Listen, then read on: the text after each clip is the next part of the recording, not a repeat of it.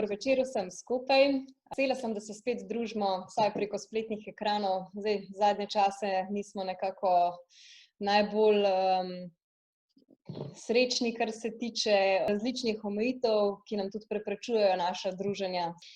Ampak, da se vsaj takole vidimo, je pa tudi nekaj vredno. No? Tako da še bolj vredno je pa to, da bomo delili znova eno aktualno temo. Današnja tema je pomembnost kisika. Jaz mislim, da ni treba prav posebej razlagati o tem, kako pomemben element je to.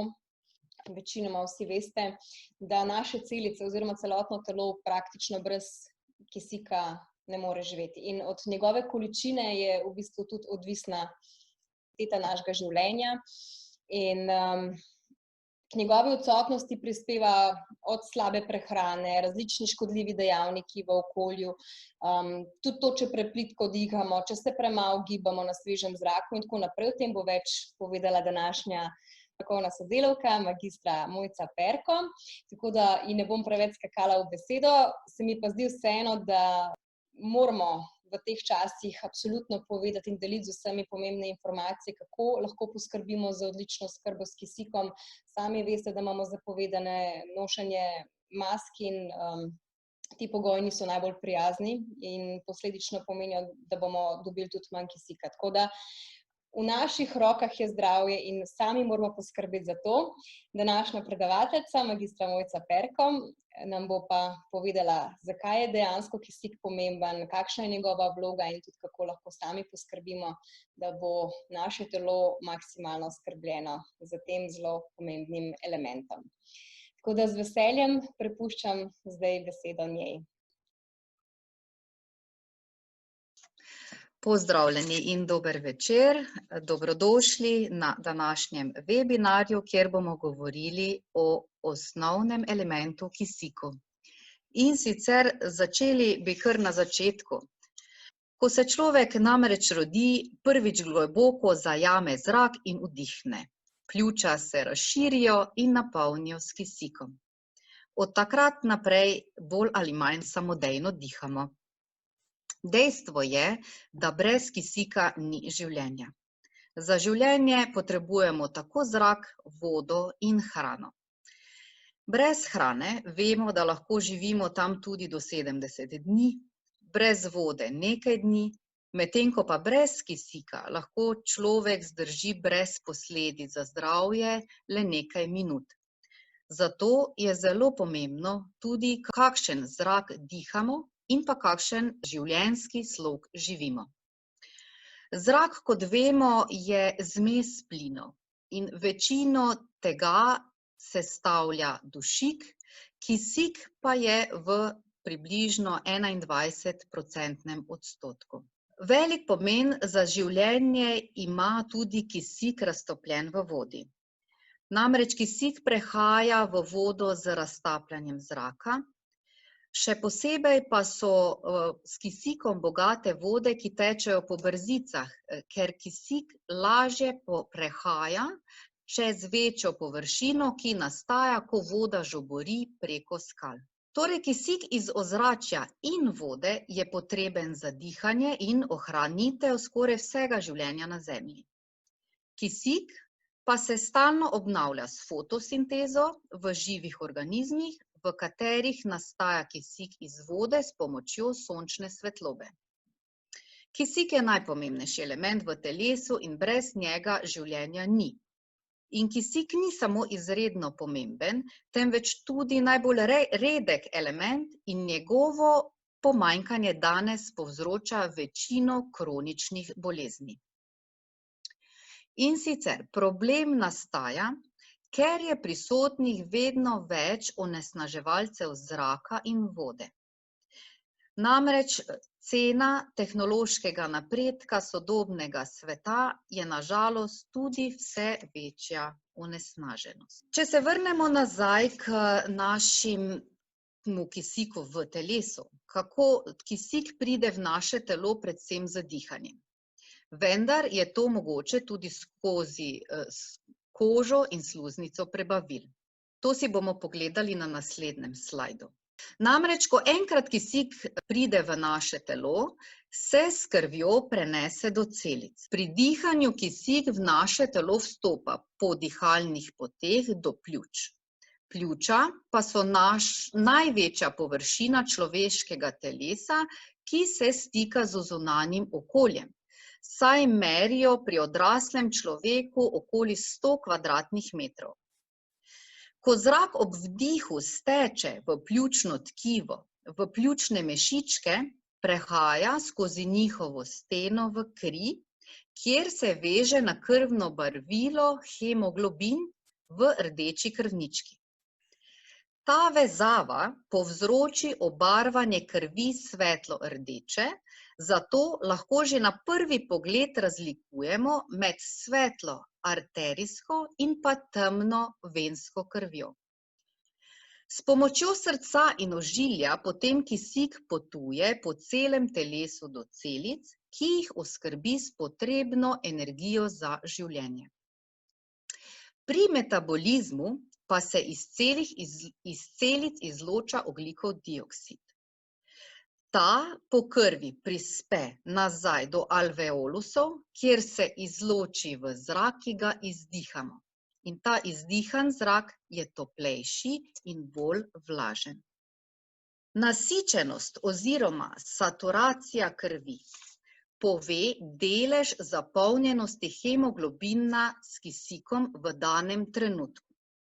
V krvi, kot smo rekli, se hemoglobin nahaja v eritrocitih in na vsako molekulo hemoglobina se lahko vežejo do 4 molekule kisika.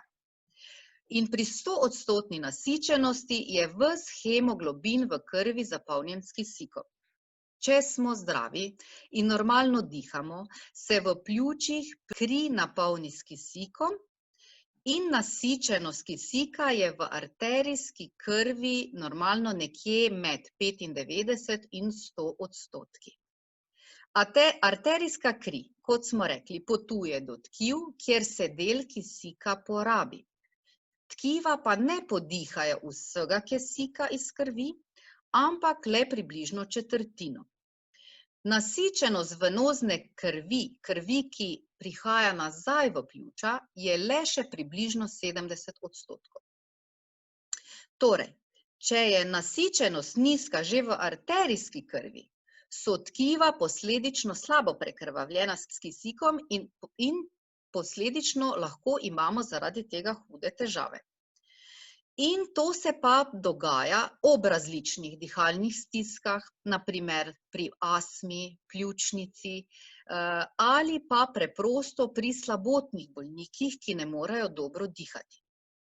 Tako da so danes naše potrebe po kisiku zaradi samega onesnaženega zraka, zaradi večjega zadrževanja v zaprtih prostorih, zaradi nošenja mask, ki so predpisane, še toliko večje, kot so bile včasih. Pozitivni učinki kisika. Vemo, da povečujejo zbranost, dvignejo energijo, dvignejo delovni elan. Prav tako povečuje proizvodnjo celične ATP energije. Procesi razstrupljanja telesa so stimulirani. Prav tako se hitreje celijo rane, popravljajo tkiva. Velika pomoč jetrom, možganom, živčnemu sistemu in vsekakor tudi na imunski sistem, ki je bistvenega pomena, da se čim lažje bori proti različnim okužbam, težavam z dihanjem, alergijam in ostalim izzivom, ki mu prihajajo naproti. In sicer glede na to, da so vse funkcije v telesu regulirane s pomočjo kisika, ga za optimalno vzdrževanje zdravja ne sme primanjkovati. Kar 90% naše življenjske energije naj bi bilo odvisno od tega elementa. Brez kisika namreč naše celice ne morejo funkcionirati, se ne morejo obnavljati, ne morejo presnavljati hranljivih snovi, prav tako ne morejo izločati odpadnih produktov s procesom oksidacije. Brez kisika celice v možganih ne morejo procesirati informacij, ne morejo nastajati pomembni gradniki našega telesa, kot so beljakovine in ogljikovi hidrati. Ob pomanjkanju kisika so zato tudi vse funkcije ovirane in oslabljene. Če pa mi količino kisika v celicah uspemo povečati, lahko z tem zmanjšamo oziroma se prenehajo razne težave oziroma stanja, ki so posledica nezadostnega kisika v telesu. To so recimo težave pri astmi, pri boleznih dihal, pri vdihavanju dima in plinov, izpostavljenost smogu, ne pozabimo na kadilce. In kadar je količina kisika v celicah dovolj visoka, se izvaja pospešeno celjenje in okrevanje tudi po travmatskih poškodbah ali okužbah.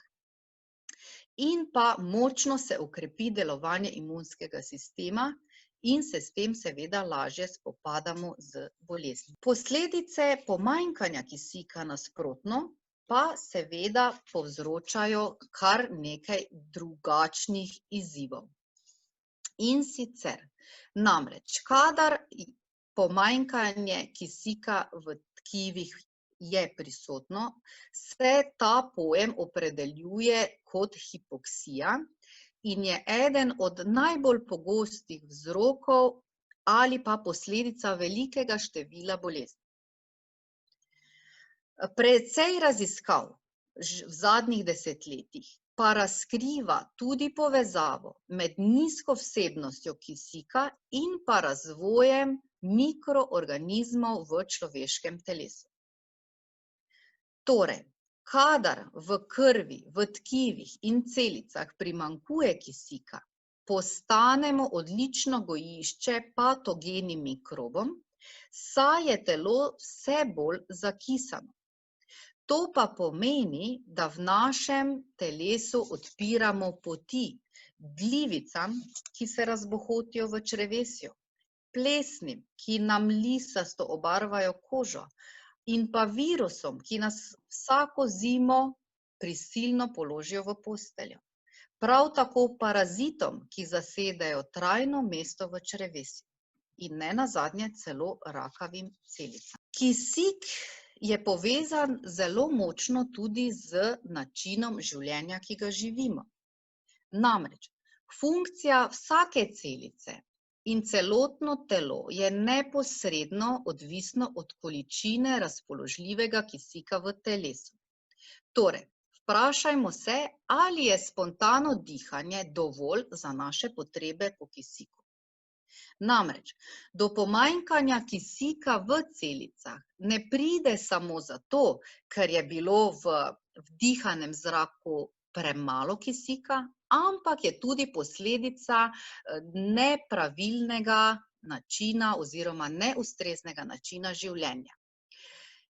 Kisik je predpogoj, da telo dobi energijo iz hrane, seveda s sodelovanjem vitaminov, mineralov in koencimov. To je zelo preprosta enačba življenja. Tako, da je zelo pomembno, da se gibate, telovadite, da ste kar se da fizično aktivni. Vadba je namreč sprožilec, ki omogoča kisiku in hranilnim snovem lažji dostop do celic. Hkrati pa nam vadba pomaga izločati ogljikov dioksid in vse stranske proizvode in končne proizvode presnove, se pravi odpadni material, preko dotoka krvi do organov, ki razstrupljajo. Govorimo o pljučih, jetrah, ledvicah in pa koži. Torej, kaj si bomo zapomnili?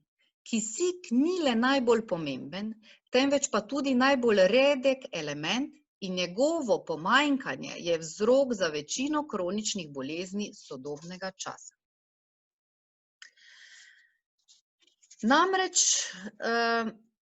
kisik lahko uporabljamo v zelo različne namene. Kadar pa opazite, da ste recimo neprestano bolni ali da imate težave z glivicami, da se počutite šibke, utrujene, da so prisotne vrtoglavice, da je prekrvavitev slaba, da je tudi slaba presnova, mogoče, da so prisotni mišični krči. Nižja vsebnost kisika je povezana tudi z razdražljivostjo, z slabim spominom, težavami z dihali, tresavico. Če opažate kakršnekoli izmed teh težav, je lahko zelo verjetno prisotno pomanjkanje kisika v telesu. Kako se pa lahko zaščitimo? Kalivita nam ponuja zelo kvaliteten izdelek Oximax, ki vsebuje visoko koncentracijo stabiliziranega kisika. Uporabo bomo pogledali malo kasneje, dejstvo pa je, da se pri uporabi le-tega sprošča velika količina energije, zato je potrebno dozo postopoma povečevati. Dokumentirani podatki o delovanju stabiliziranega kisika pa so naslednji. Namreč, ko popijemo vodo, obogateno s kisikom, se že v ustih izloči del kisika, ki preko sluznice potuje neposredno v kri.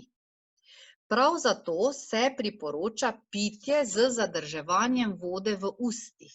Se pravi, ne pijemo ga, bomo rekli, naenkrat, lahko si ga pripravimo in po požirkih hidriramo telo. Namreč delovanje stabiliziranega kisika se prične že v ustih in se nato nadaljuje v prebavnem traktu, kjer se izboljša razgradnja hrane in se preprečuje gnitje. Po najkrajši poti pa preide nato v jetra. Kisikova voda namreč pozitivno vpliva na črevesno floro, izboljšuje prebavo in s tem tudi vpliva na splošno telesno počutje.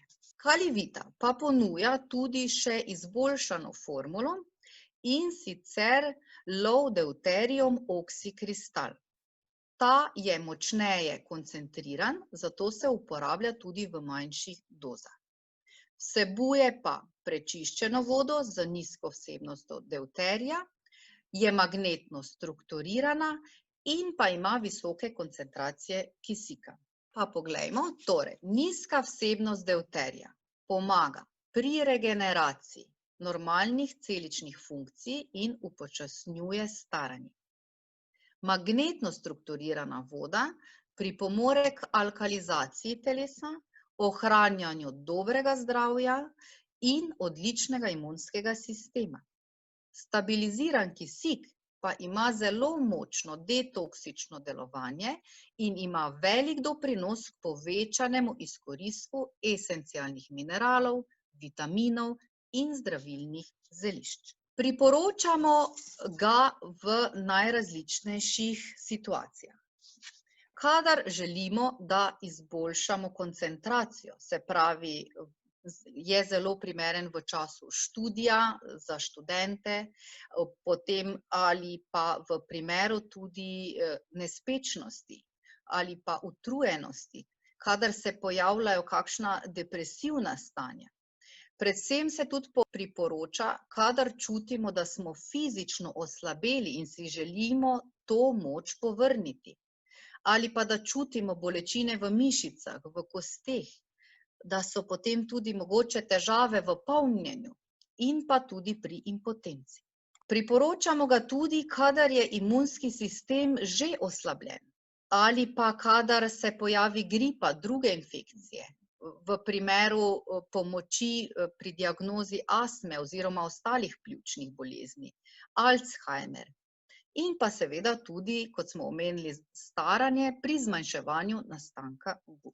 Izkušnje kalivitinih članov nakazujejo tudi dobre rezultate pri infekciji kože, kot so akne, razne poškodbe ali pa težave v genitalnem predelu.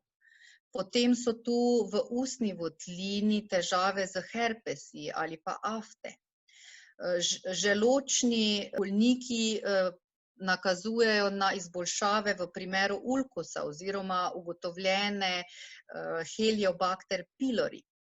Prav tako pri raznih vnetih in plinih, pri napihovanju v črevesju se izboljša stanje, ker ni gnitja, ki včasih nastaja pri sami prebavi. Prav tako, kadar so težave z jetri, kadar je povišan holesterol, sladkor. Potem so tu seveda srčni bolniki, ko so prirojene srčne napake, ljudje dejansko zaznavajo boljše počutje pri višjem odstotku kisika v telesu. Prav tako še potem pri ledvičnih obolenjih, pri pojavu ledvičnih kamnov javljajo, da so zadeve v veliko pomoč. Same lastnosti tekočega stabiliziranega kisika so pa namreč taki, da se z leti to ne spreminja, tudi ne izpareva.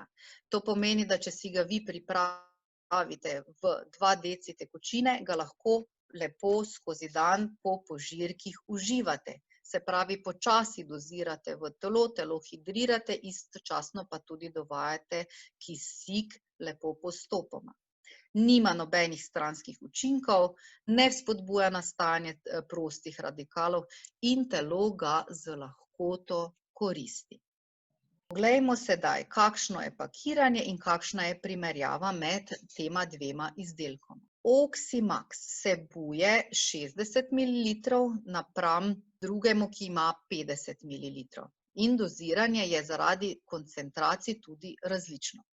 In sicer, Oximax se uporablja tako, da nakapljamo 20 kapljic v kozarec vode in to lahko pijemo, kot smo omenili, lepo po požirkih.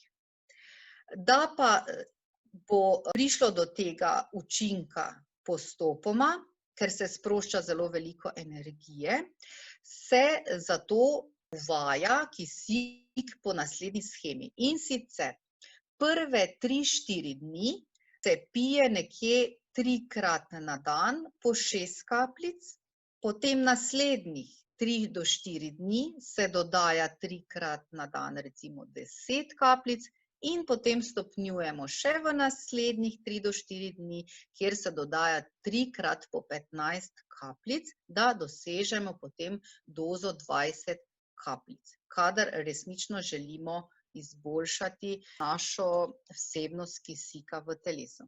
Pri Low-deuteriumu oksikristalu je doziranje nekoliko bolj blago, v smislu, da dosežemo maksimalno dozo 10 kapljic v kozarcu vode. In sicer tudi tukaj začnemo z 3 dvigovanji, in sicer v prvih 4 dneh zaužijemo 3-krat po 3, nadaljujemo z 3-krat po 5 in stopnjujemo do 3x7 med 3 do 4 dni. Tako potem dosežemo 10 kapljic na en kozarec vode. Če si pogledamo naprej, nimamo pa nobenih toksičnih učinkov pri tem ta, ne. Način življenja bistveno vpliva na to, koliko kisika bomo dnevno prejemali in koliko ga bodo dejansko dobile naše celice. Bodimo pozorni, da se dovolj gibamo na svežem zraku, da jemo dovolj svežega sadja in zelenjave, da spijemo dovolj vode in ne nazadnje, da tudi pravilno dihamo. Dihamo z diafragmo. In če bomo upoštevali vsa ta preprosta pravila za vsakdanje življenje, dodali še, bomo rekli, en takšen luksuz v obliki prehranskega dopolnila, potem si bomo definitivno lahko povečali nivo kisika v krvi in se posledično tudi veliko bolje počutili. Namreč, dosti manj bomo utrujeni, dosti bolj bomo zbrani, predvsem pa bomo bolj zdravi in mladostni. Verjamem, da je to želja večine izmed nas in tudi poznamo formulo, kako to lahko dosegamo. Torej, hvala lepa za vašo pozornost, lepo vas pozdravljam in želim vam, da ostanete zdravi in zadovoljni.